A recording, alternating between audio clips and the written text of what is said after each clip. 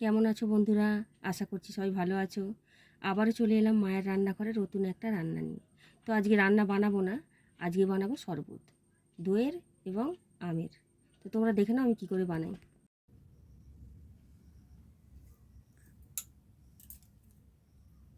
তো আমগুলোকে আমি এইভাবে কেটে নিয়েছি, দেখতেই পাচ্ছ এইভাবে কেটে নিয়েছি। সবার প্রথমে এরকম একটা চামচ দিয়ে এরকমভাবে ছাড়িয়ে নেব,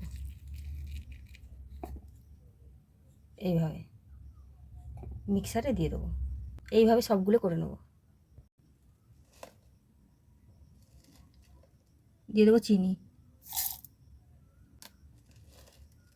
2 চামচ। এবারে এটাকে মিক্সারে ফেটে নেব। ফেটে নেওয়া আমাদের হয়ে গেছে।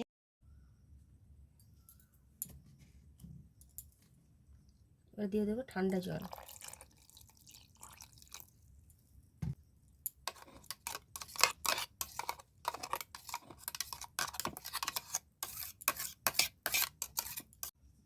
এরকম একটা ছাঁকুনির সাহায্যে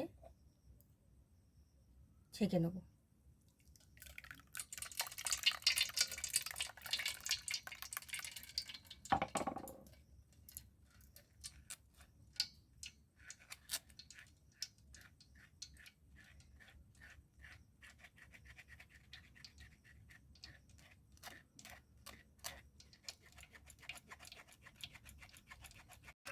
এবার দিয়ে দেবো ফ্রিজের ঠান্ডা জল।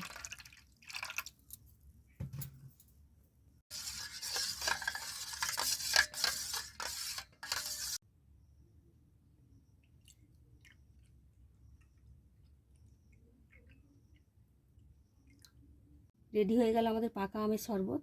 এবারে বানিয়ে নেবো দইয়ের শরবত। 1 বাটি টক দই নিয়ে নিয়েছি, মিক্সারে দিয়ে দেবো।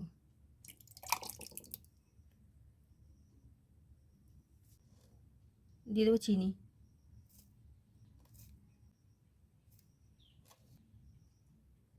দিয়ে দেবো লবণ, দিয়ে দেবো 1 ফোঁটা আদর, মিঠা আতর। এবার এটাকে চাপা দিয়ে মিক্সারে ফেটে নেব। মিক্সারে ফেটে নিয়েছি, এবার ঢেলে নেব।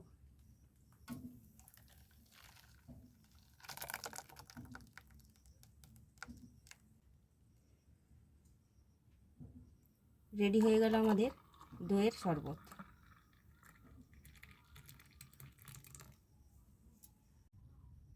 তো বন্ধুরা, 2 রকম শরবত আমাদের বানানো হয়ে গেছে।